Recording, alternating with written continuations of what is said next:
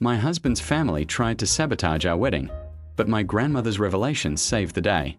My husband, Alex, and I had been together for 5 wonderful years before we decided to get married. We were head over heels in love, and our relationship had always felt like a fairy tale, despite the constant underlying tension with his family. His family, particularly his mother, Eleanor, and his sister, Bethany, had never really warmed to me. I came from a modest background, a single-parent household where my mother worked tirelessly to provide for me, while Alex's family was incredibly wealthy, old money, with a lineage that traced back several generations of successful entrepreneurs and philanthropists. They lived in a sprawling estate, maintained by a small army of staff, and their social calendar was perpetually filled with galas, charity events, and exclusive club gatherings. I, on the other hand, grew up in a comfortable but far from opulent suburban home, where our biggest events were usually family barbecues or school plays. From the moment Alex introduced me to them, I sensed their disapproval. Eleanor would always make thinly veiled comments about my aspirations, my career choices, and even my clothing.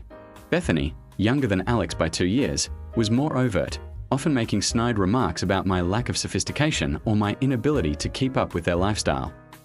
Alex, bless his heart, always stood up for me, but it was clear that their constant negativity took a toll on him. He'd often apologize for their behavior, explaining it away as them being protective or set in their ways. I tried to be understanding, telling myself that it was just a cultural clash, a difference in upbringing. But deep down, I knew it was more than that. They simply didn't think I was good enough for their precious Alex. When Alex proposed, I was ecstatic. It was a beautiful, intimate moment, just the two of us on a quiet beach during sunset. We called our families immediately to share the good news. My mother was overjoyed, her voice thick with happy tears. Alex's family, however, reacted with a lukewarm politeness that felt colder than outright disapproval. Eleanor congratulated us with a forced smile, then immediately launched into a discussion about the importance of a prenuptial agreement, subtly implying that I was after Alex's money. Bethany, ever the provocateur, asked if I was finally going to get a proper job now that I would be joining their ranks. Alex, as always, defended me, stating firmly that my career as a graphic designer was both fulfilling and successful, and that a prenup was unnecessary as we trusted each other completely. The conversation ended awkwardly, leaving a bitter taste in my mouth. Despite their reservations, Alex was determined to have the wedding of our dreams. We decided on a relatively short engagement, 6 months, and began planning immediately. We wanted a relatively large wedding, about 200 guests, held at a beautiful botanical garden with an elegant reception in a converted conservatory. It was a perfect blend of natural beauty and refined sophistication, a reflection of both our personalities. We meticulously planned every detail, from the floral arrangements to the menu, trying to incorporate elements that represented both our families and our individual tastes. My mother, with her impeccable eye for detail and her innate ability to make something beautiful out of anything, was an invaluable help. She meticulously hand-stitched intricate lace details onto my wedding veil and helped me choose the most exquisite antique brooch for my bouquet, something borrowed from her own wedding day. My grandmother, Clara, also played a significant role, offering sage advice and unwavering support. Clara was a force of nature, a woman who had lived a long and fascinating life, filled with adventures and hardships, but always with a twinkle in her eye and a strong sense of self. She had a quiet wisdom about her that always put me at ease. Alex's family, on the other hand, was less than helpful. Eleanor insisted on micromanaging every aspect, often overruling our choices with her own superior ideas. She wanted a traditional, opulent affair, something that screamed old money, even if it meant sacrificing our personal touches. She criticized my dress choice, calling it too simple, and suggested I invite more important people from her social circle, even if we didn't know them. Bethany made passive-aggressive comments about the catering, implying that our chosen menu was unrefined and not up to their usual standards. It became a constant battle, with Alex constantly having to mediate between his family and me. I tried to be patient, to understand their desire to have a perfect wedding for their son, but their constant undermining chipped away at my excitement. The worst of it began about 2 months before the wedding.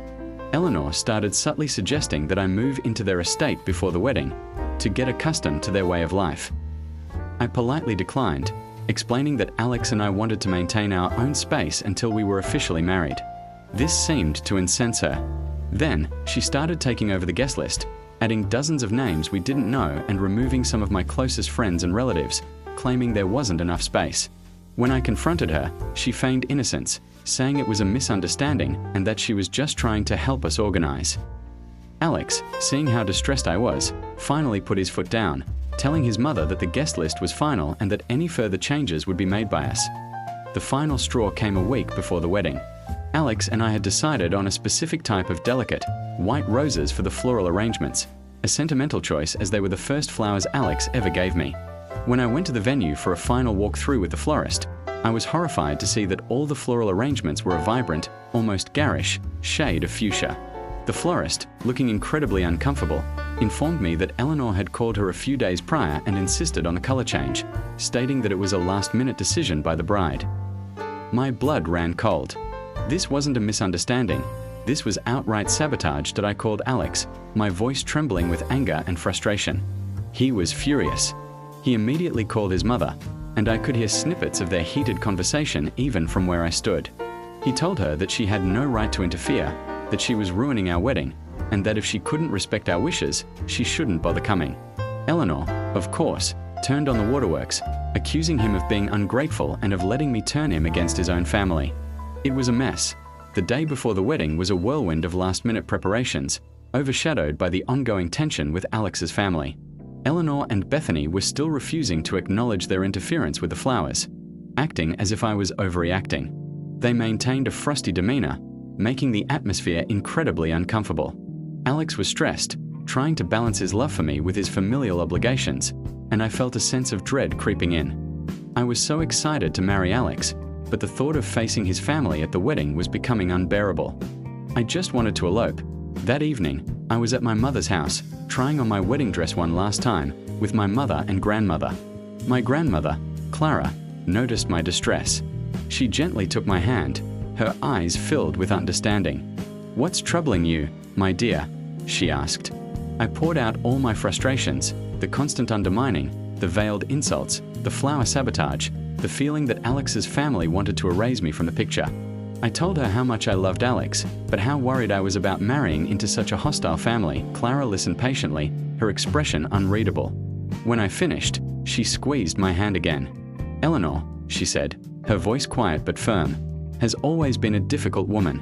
But there's something you need to know, something that might help you understand her motivations, and perhaps give you the strength to face them tomorrow." She then proceeded to tell me a story I had never heard before. Clara explained that Alex's family, the wealthy, prominent family they were, had a secret. Eleanor's mother, Alex's maternal grandmother, was not actually Eleanor's biological mother. Eleanor was, in fact, the love child of Alex's paternal grandfather and a young, impoverished seamstress who worked for their family decades ago. The grandfather, a notoriously charming but irresponsible man, had an affair with the seamstress, and when she became pregnant, he paid her off handsomely to disappear, with the promise that the child would be cared for. However, he also arranged for his childless, estranged sister, who was struggling financially, to adopt the baby and raise her as her own, giving her a substantial sum of money and a comfortable life, ensuring she would never reveal the truth. This arrangement was kept a tightly guarded secret within the inner circle of the family for decades. Eleanor was raised in relative obscurity, always knowing she was adopted, but never knowing the full truth of her parentage. She grew up with a deep-seated insecurity, always feeling like an outsider, never truly belonging to the prestigious family name, despite being adopted into it. She always felt the need to prove herself, to be more of everything, wealthier, more refined, more connected. To compensate for her perceived illegitimacy, Eleanor always resented her adoptive mother for keeping the truth from her, even though she loved her, Clara explained. But she also secretly resented her birth mother for abandoning her, and her birth father for his callousness. She never felt truly accepted, even after she married into Alex's family. She constantly felt the need to prove her worth, to validate her place in their world. And now, seeing you, a woman from a modest background, marrying into the family with such grace and genuine love, she sees a reflection of her own insecurities. She sees you as an interloper, a threat to the fragile sense of belonging she has meticulously built for herself. She projects her own fears of not being good enough onto you. My mind reeled. It was a shocking revelation, a secret that had been buried for generations. It didn't excuse Eleanor's behavior, but it certainly cast it in a different light. It explained her desperate need for control, her obsession with appearances, her constant striving for perfection. She wasn't just a snob, She was a deeply insecure woman, haunted by her past. Clara then added another layer to the story. My connection to this family runs deeper than you know, my dear. That seamstress, Eleanor's birth mother, was my older sister, Amelia. Amelia was a kind, gentle soul, but she was desperately poor and alone. The grandfather promised her a better life for her child, and she believed him. She never saw Eleanor again after she gave birth. She died a few years later, heartbroken and alone, always wondering what became of her daughter. I was just a young girl then, but I remember her pain, her longing for her child. And I remember the grandfather's callousness, his indifference to her suffering. I vowed then and there that I would never let such injustice stand, that I would always fight for those who were overlooked, for those who were made to feel less than. My jaw dropped. My grandmother, Clara, was Eleanor's aunt. This meant that Eleanor and I were actually distantly related, through Clara's sister. It was an astonishing twist of fate. I kept this secret for so long, Clara continued, because Amelia made me promise to protect Eleanor, to never reveal the truth unless it was absolutely necessary. She didn't want Eleanor to carry the burden of her past. But now, seeing the pain Eleanor is causing you, seeing how her insecurities are threatening your happiness, I believe it is necessary. I believe it's time for Eleanor to face the truth, not just for your sake, but for her own. She needs to heal from her past, to come to terms with who she truly is, and to stop letting her insecurities define her. Clara then revealed that she had kept a box of Amelia's belongings, including letters and a small, delicate locket with a faded photograph of Amelia inside, proving her story. She planned to confront Eleanor at the wedding reception, after the speeches, when everyone was gathered. She wanted to do it publicly, not out of malice, but because she believed that only then would Eleanor truly acknowledge the truth and potentially begin to heal. She also wanted to ensure that Alex understood the full extent of his mother's insecurities, so he could better support me and navigate his family dynamics. I was stunned, overwhelmed by the magnitude of this revelation. Part of me was terrified of the potential fallout, of the drama it would undoubtedly cause at our wedding.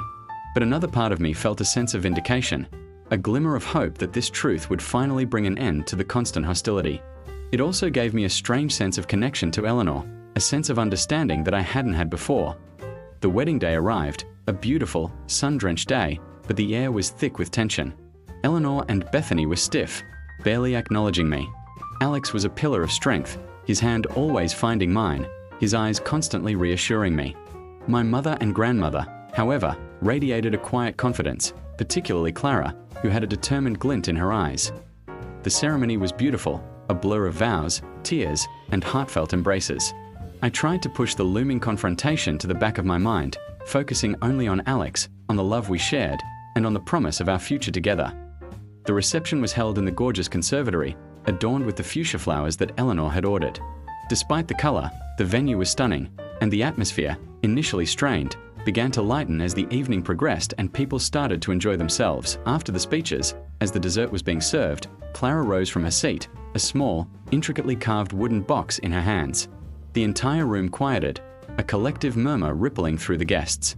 Eleanor, who was seated at the head table with Alex's father, looked at Clara with a mixture of annoyance and curiosity. Clara began to speak, her voice clear and strong, without a hint of wavering. Before we continue with the festivities, I have a story to share, a truth that has been hidden for far too long, and one that I believe needs to be heard today, for the sake of healing and understanding. She then recounted the story she had told me the previous night, about Eleanor's true parentage, about the affair, about Amelia, her sister, and the secrecy. She spoke with grace and empathy, but also with an unwavering conviction. She described Amelia's heartbreak, her abandonment, and her dying wish for Eleanor to be protected. As she spoke, Eleanor's face went through a myriad of emotions: shock, disbelief, anger, and finally, a profound sadness. Alex's father looked absolutely aghast, his face paling as Clara spoke of his own father's infidelity. Bethany looked utterly bewildered. The entire room was silent, captivated by Clara's powerful narrative. When Clara finished, she opened the wooden box and presented the locket with Amelia's photograph, along with Amelia's faded letters, as proof. She then looked directly at Eleanor, her eyes filled with a mixture of compassion and defiance. "Eleanor," she said, her voice softening, "you are not alone. You are loved. And your worth is not defined by your past, nor by the wealth or status of this family. It is defined by the person you choose to be, by the love you give and receive." The silence that followed was deafening. All eyes were on Eleanor, who had tears streaming down her face. She looked utterly broken, exposed, and vulnerable. Alex, who had been listening with growing astonishment and horror, immediately went to his mother's side, putting an arm around her. His father, still reeling, could only stare at the table. Then, to everyone's surprise, Eleanor, through her tears, finally spoke. Her voice was raw, choked with emotion. "It's true," she whispered, her voice barely audible. Everything she said, "It's true. I've always known there was something missing, something I couldn't quite grasp, but I never knew the full truth." She then looked at Clara, her eyes wide with a newfound understanding. You are my aunt." Clara nodded, a gentle smile gracing her lips. "Yes, my dear, and I have always loved you, even from afar." What followed was a deeply emotional and incredibly awkward scene. Eleanor, for the first time in her life, shed her carefully constructed facade of perfection and allowed herself to be vulnerable. She apologized to Alex, to his father, and then to me. Her apology was not an excuse for her past behavior, but a genuine expression of regret, born from a place of profound sadness and self-realization. She admitted her insecurities, her fear of not being good enough, and how she had projected those fears onto me. The rest of the wedding was, understandably, subdued. Many guests, unsure how to react, discreetly left. But those who stayed witnessed a remarkable transformation. Alex's father, after a long, intense conversation with Clara and Eleanor, finally acknowledged his own father's actions and the harm it had caused. He expressed his shame and regret, and for the first time, seemed to genuinely connect with Eleanor as his full, legitimate daughter. Bethany, initially confused, eventually started to understand the depth of her mother's pain and offered her a tearful hug. The most profound change, however, was in Eleanor. The next day, she called me, not with a forced politeness, but with a genuine desire to talk. She apologized again, more coherently this time, and even expressed her regret about the flowers. She admitted that Clara's revelation, while incredibly painful, had also been a necessary awakening. She confessed that she had always felt like an imposter, constantly striving for approval, and that it had made her a bitter, critical person. She promised to work on herself, to heal from her past, and to be a better mother-in-law to me. Over the next few months, Eleanor started attending therapy. She slowly began to shed her rigid exterior, revealing a softer, more vulnerable woman underneath. She started reaching out to Clara, building a relationship with her aunt, learning more about Amelia, her birth mother, and her own lineage. It was a long and difficult process, filled with tears and painful self-reflection, but she was determined. Our relationship, once fraught with tension, slowly began to mend. She stopped making critical comments, and instead, started offering genuine compliments and support. She even started asking for my advice on design projects for some of her charity events, something I would have never imagined before. Bethany, following her mother's lead, also started to treat me with more respect, even becoming somewhat friendly. Our wedding day, instead of being ruined by family drama, became the catalyst for a profound healing. It was the day when a long-buried secret finally saw the light, leading to a confrontation that was difficult, but ultimately necessary. It wasn't a perfect ending, and the journey of healing for Eleanor, and for our family, was far from over. But it was a beginning of honesty, of understanding, and of a genuine chance for us to build a true family, free from the shadows of the past. I realized that my grandmother, Clara, with her quiet strength and her unwavering commitment to truth, had not just saved my wedding. She had, in her own profound way, given Alex's family a chance at true redemption. And for that, I will be forever grateful.